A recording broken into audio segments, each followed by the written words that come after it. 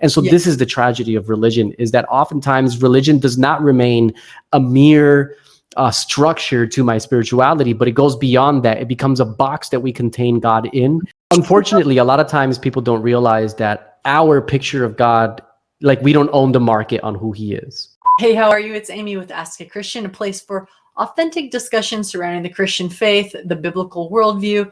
I want to welcome you, no matter your faith background. I think you're going to enjoy some deeply philosophical and some fun conversation today. I've got as a guest Pastor Marcos Torres. I'm going to let him introduce himself. Before we get there, I want to take a quick minute to celebrate, to thank you so much for following me on Facebook and on YouTube. I just reached the 1,000 subscriber mark on YouTube, so we're still a little channel, but just grateful to be growing and to have your support. My name is Marcos Torres, and right now chatting with Amy from Australia. I live in Australia. I'm originally from New Jersey, though. You can tell by my accent I'm not Australian. But I've been living in Australia coming up on 7 years now. I love it here. Absolutely love it here. Don't think I'm ever going to leave. And so that's the location side of my story, I suppose. I'm a full-time pastor. That's what I do with my time. I'm planting a church right now, and outside of being a full-time pastor, I invest a lot in reading. I love to read. I love to write, so I've written a few books and podcasts as well. Other than that, just hang out with the kids while they play Minecraft, which is like their thing. I don't know. I can't get into it. It's just, yeah. Now, we'll get into a little bit more about how you got to Australia, because I think it has something to do with a girl. It does. Yeah, it totally does. So, it's an interesting story, because when I graduated Southern Adventist University, I obviously, I could have stayed in America and ministry, or obviously my wife was from Australia, so we talked about coming back to Australia as well. And I think the thing that really tipped the scales was that we both felt really, really, really called to invest our lives in mission toward a post-church culture. And if I stayed in America, there was no telling if I would end up in a post-church state or not. There's a lot of states that are deeply religious. And then there's a few that are probably more in what you would consider post-church. But it's not like Australia, where pretty much the entire continent is post-church, And so we were just like, you know what? God's really called us to this space, to this conversation. So let's go back to Australia. One of the reasons why I wanted to chat with you is because we are doing, as a small group, both kind of like a group of people studying in face-to-face community, and then we're also going to be broadcasting our group discussion, and that discussion happens to be based on a book that you just published. In that book, you talk a little bit about your role as spiritual guide, and I've got all kinds of people who are subscribing to the channel. Tell me about what it means to be a spiritual guide and how that kind of works into this book that you've just published. Definitely. Yeah. So I use the term spiritual guide or spiritual mentor a bit, because in the space that I'm immersed in communicating the narrative of Scripture with people who don't have a background in Christianity whatsoever or in church culture, the term pastor is just like lots of question marks. Like, what in the world is that? Like, I've literally had people say to me, like, what's that? But more to the point, I think, is that I don't see myself as someone with the answers, as someone who is coming with it from a top-down approach to tell people this is what you should believe, and I've got it all figured out. I see myself as a fellow traveler. I'm going on this journey as well, and the little bit that I've experienced and that I've become aware of, the little bit of enlightenment that I've had in my walk with God, I can guide you through that. But ultimately, your experience with God is going to be between you and God. And I believe that His Spirit, who is alive and active in my life, is alive and active in your life as well. So I don't have to carry the pressure of trying to get you to believe what I believe, because I believe God's journeying with you. And I'm just here. I'm here along for the ride. Now, I want to backtrack a little bit in case people want to know the guy behind the book. in case they're wondering, what kind of personality is being into this. Because frankly, I become interested in philosophy, religion, because of the person presenting it sometimes. Like personality is a big part of the draw for me. And so, how I want to know, like, what part of you is in this book? What part of you is in this guide called The Road? Yeah, certainly. Wow, man, that's a huge question, dude. Oh, yeah. Okay. So here's the thing. This is gonna get really deep really fast. uh, so here's the thing. I've been in church pretty much my whole life. I was born and raised in church, and so church is a part of my ecosystem. It's a part of my experience as a human being. It's part of what shaped me. But that's not necessarily a good thing.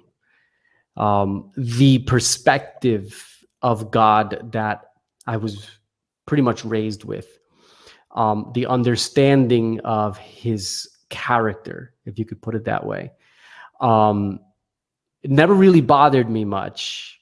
It wasn't a very healthy perspective, but it never really bothered me much. I never really thought about it much until I went through a season of deep depression. And I just gotten back from Iraq, and I was a soldier for 4.5 years. So I just gotten back from Iraq, and I was dealing with some stuff. And in the midst of that chaos, in the midst of that turmoil, probably the first time in my life that I was experiencing existential angst to the max. I just got to the point where, what does that mean? Is that struggle with suffering? Is that a struggle with hatred? Like, yeah. So it's a struggle. I mean, the term existential is more specifically dealing with, I exist and now what? Right? That's kind of the question that the existentialist seeks to answer. And everyone goes through that sort of existential anxiety to some degree in some shape or form. And so this was the first time in my life where I was enduring it. I was in my early 20s, and I became suicidal. And a really big part of that was my picture of God. Because as I was going through this turmoil, as I was asking these questions, my picture of God, the understanding of who he was, really just contributed more pain. It contributed more depression. It contributed more fear. And it really, really messed me up. Like I ended up having to go to therapy. I ended up having to go on medication just to get myself out of that frame of mind that I was stuck in. And so that part of me, that suffering, that wound, is deeply embedded in this book, because what I want people to understand and encounter is that your picture of who God is and what he's like is one of the defining factors of how you contend with the suffering of life and with the existential hauntings of life. And if you have a picture of God that is fundamentally unhealthy or toxic, then that picture of God can actually, it may not bother you in the hum and drum of everyday life, but when you deal with stuff, that picture of God can actually manifest as something that really destroys rather than heals. And I believe that God's a healer, and that he's not aiming to destroy, but to restore. And so I had to go on that journey of really deconstructing and rediscovering who is God and what is he like and how does he relate to me, and what is, what are his expectations of me and how does he think about me, all of these different things. In the midst of my chaos and my mess, I had to unlearn what I had been taught and then relearn it. And so that's definitely deeply embedded in this book, is giving that foundation of, let's discover the truth about God's heart of love, and build a faith that has existential utility and spiritual value from that truth, right? Rather than the man-made ideas that we often encounter and that are often sort of pushed onto us. Yeah. Of course. Yeah. Yeah. Yeah. I told you this is going to get real deep real quick. No, I don't think anybody who's hanging out with me expects much different. So, I Cool, liked cool. and chose your book for our upcoming group for a reason. I know that this process of you kind of rediscovering the heart of God or the character of God didn't happen overnight. Can you walk me through some of the major points where you became attracted to a different view of God and kind of started, studying scripture, or I will say, the Christian Bible for yourself? Yeah, definitely. So it was so messy. There's no way that I can express it in like a neat before and after, or a neat progression of events. It was a lot of up and down and back and forth and going in circles, and it was all over the place. Um, I definitely looked into an understanding of God through different religious traditions, not only outside of Christianity, but even within Christianity, trying to understand like how different tribes within Christianity think of God and perceive of God and express God. And yeah, there was. How do I summarize this? Because I'm trying to summarize it because it was just so messy. And you know what? In many ways, the journey continues. It's not like I've arrived and it's over. Yeah. It certainly continues. I'm continuing to explore and journey. But yeah, like I would have to say that outside of Christianity, the God that I was encountering really could be boiled down to two ideas. So the first one was, and again, I'm speaking outside of Christianity here as I pondered God, because and here's the thing, I suppose I can admit my bias here to begin with. I never doubted the existence of God. I did go through a season where I did, but I had moved beyond that season by this time. I had moved beyond that season to a place of I know God is real. So if anyone is sort of like, hey, how do you even know God is real? That's kind of a separate conversation. Right. So at this point, I'm already like, I know God's real. I'm pursuing God. I'm chasing God. I'm trying to figure out who he is and what he's like. And outside of Christianity, what I'm finding is a very depersonalized view of God, where God is essentially an energy. And this energy is this cosmic energy who doesn't have any personality and who doesn't know me personally. And to a large degree, as I dug deeper, it's because I don't actually personally exist. I am merely a manifestation of the universal consciousness. I'm an ember that's left the fire, and I need to return to the fire. But aren't these things so beautiful and so poetic at some level too? Like Yeah, certainly. It's And I found a lot of value in a lot of the beauty and poetry, and I still respect a lot, some of these perspectives. A lot of them rooted in Hindu and Buddhist ideas. But the thing that I couldn't get away from was the notion that in a lot of these systems, in order to approach God, because God is not personal, God is not historical, God is not here, then the only real way to tap into him, whether you're looking at God as something that's deep within that you have to reach, or something that's super transcendent that you have to reach, it really boils down to how do I put this without getting too technical? It really boils down to exiting history, which is attached to the idea of exiting yourself. And so like I can enter into the presence of this cosmic energy, but in order to enter into the presence of this cosmic energy, I have to basically, my authentic self has to be put aside, if that makes sense, and so there's, whether it's through transcendental meditation or different practices, I basically have to exit my story, exit my history, exit my authentic self, and then I'm in the presence of this thing. And really the ultimate aim, and I had a chat with this with a Buddhist friend of mine as well, is like the ultimate aim of this entire discipline is to reach the end of yourself, which is basically where, and when I was talking with this Buddhist friend of mine, I asked her, I said, so when you reach nirvana, is that like heaven where there's joy and happiness and you're conscious and aware? And she said, no, when you reach nirvana, you are reabsorbed into the universal oneness and you cease to exist. And so really fundamentally, beyond a lot of the beauty and elegance that I found in dialoguing about God in those spaces, I found God to be very depersonalized. And in the depersonalizing of God, there was a depersonalizing of me. And so I said, okay, well, let's continue searching and seeing, what I can find elsewhere. And so I looked, and again, there wasn't like I was sitting there every day reading books. This happened in the chaos and messiness of life. I'm thinking, I'm talking, I'm back and forth. It's all over the place, right? It's all over the place. But I explored it again, different perspectives. Even within Christianity, there's, pictures of God. There's this image of God who's this cosmic sort of dictator who predetermined everything that's going to happen, and he pre-selected who's going to heaven and who's going to hell, and just all this stuff that I was encountering. And ultimately, I think for me was coming back to Scripture, coming back to Jesus. And again, even this is a very messy experience, but really saying, all right, like, who is God at the very fundamental core of his being? If we were to erase creation, if we were to erase the universe, if we were to go back to God in his raw, naked sense, before anything existed, before anything was made that was made, and it's just God, what do we find there? And what I discovered there as you read through Scripture is that in the most raw, naked sense, God is other-centered passion, right? He's other-centered love.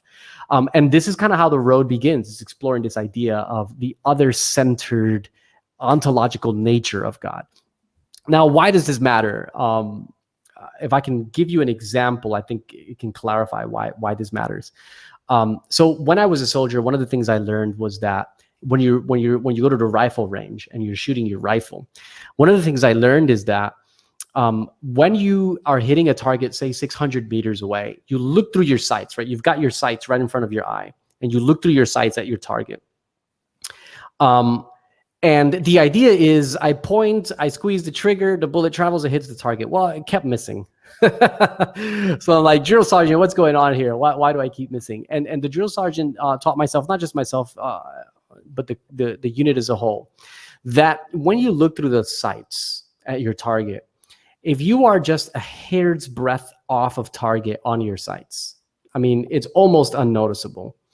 By the time your bullet gets 600 meters away, it's 2 to 3 feet off. Right? This is pure algebra, right? Like it's 2 to 3 feet off target. And so what looks like an insignificant miscalculation here is the difference between life and death when it hits, when it reaches where it matters. So in a combat zone, this makes the difference.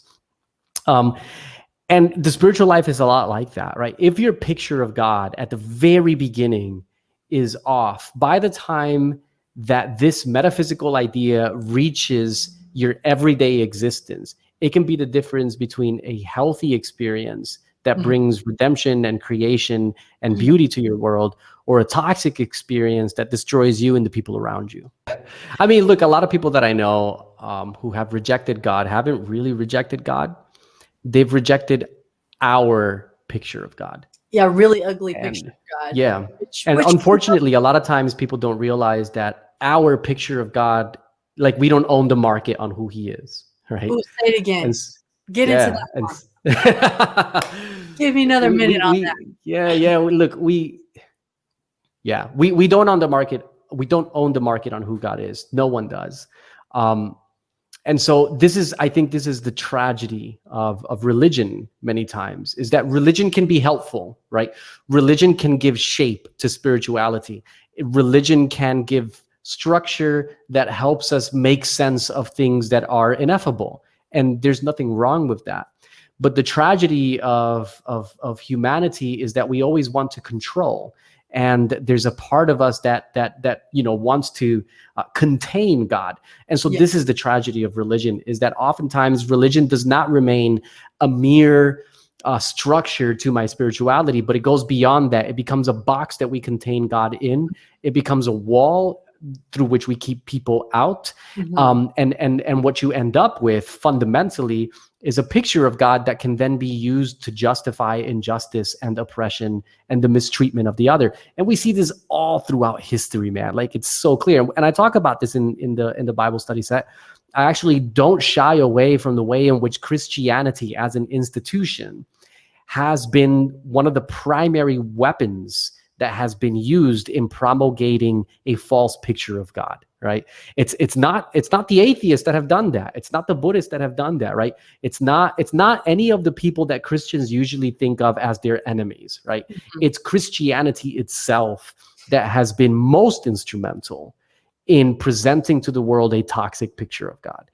And I suppose this is a separate topic, but just to close this thought, Jesus is in himself, I believe, the end of religion. He is in himself the end of systems and what do I call it? Narrow, sort of these narrow ideas and mechanisms is the word I'm looking for. He's the end of these mechanisms of trying to reach God, right? And it's like, I'm not interested in your mechanisms or your systems. I'm interested in you as a person, as a human being. Let's have a relationship, right? And for me, it's like, okay, I can do that. Yeah. I want to know, what do you hope? I'm advertising this to my Christian friends, to non-Christians, what do you hope people who have struggled with the Bible or concepts of Christianity would get out of this? What do you hope that if they joined me for 9 weeks, we're going to, go through this for 9 weeks, what would you hope they would get out of it? And what would you hope a believer, that someone who's been in Christianity for a while, would get out of this? Yeah. Fundamentally, I would hope that the thing that you get out of it is an encounter with the heart of God that is detached from religious agendas. It's something I tried really hard to get away from, but I also recognize I'm a fragile human being. And so my invitation to people is, don't look at this book as the answer to that quest. Look at it as a platform, as a tool that you can use in that orientation, in that direction, right? And in the areas where my natural human frailty has failed, forgive me. But know that the fundamental purpose here isn't for this book to be the go-to source for all things God, right? The fundamental premise here is, this is a tool that you can use to begin to get away from those restrictive, oppressive, coercive structures that have kept you away from experiencing who God is and what He's like, and lead you in a gentler, more existentially utilitive way toward that experience. So if you can think of a long corridor with a door at the end, the study set is the corridor. The door at the end, though, the study set will never be. That is your experience with God, and you've got to open that door and you've got to jump in, right? Like, the study set will never do that. And I tell this with people when I'm journeying with them, even personally, and we're exploring God and we're exploring the Bible together. I tell them, I can only take you this far, with the little bit that I know. I can share, I can point, I can answer a few questions here and there. I can give you, an understanding of the overarching thematic narrative of Scripture, which is what the road does. But when it comes to actually experiencing God, when it comes to encountering Him in an interactive, sort of mystical sense, I can't do that. That's the point where I'm like, I gotta let go, and you just gotta dive in, and really, really recognize that He's here, He's active, He's in your life, He's involved. Talk to Him, tell Him, hey, I want to experience you beyond information, beyond formulas, beyond human language. I just want to encounter you in a really real way. And that's the point at which I have to admit I can't do anything about that. That's between you and God. But I can definitely be there to encourage, to pray, to enlighten here and there. So I hope that makes sense. Yeah, that's my ultimate objective, is for people to really use this as a tool that can lead them toward that encounter. The tool cannot create the encounter, I guess is what I'm saying. In fact, be awfully suspicious of any tool that claims that it can produce the encounter. Because that encounter is so transcendent, how do you contain that in anything that is temporal? It's impossible. But I hope that it can be used as a tool toward that experience of encountering God outside of the construals that we contain Him in. Yeah, and it sounds like, that's your hope for people who've lived in Christianity and people who have been outside. So I think it's the same hope for both, man. Same hope for both. Yeah. All right, everybody. I hope you enjoyed that interview with Pastor Marcus Torres. And if you've got questions for him or for me, you can hit me up at askachristianfriend@gmail.com. And I'll link below where you can get a hold of Marcus. I just want to say, as always, I am wishing you joy and peace for your journey wherever it leads. Thanks for joining me today, and goodbye.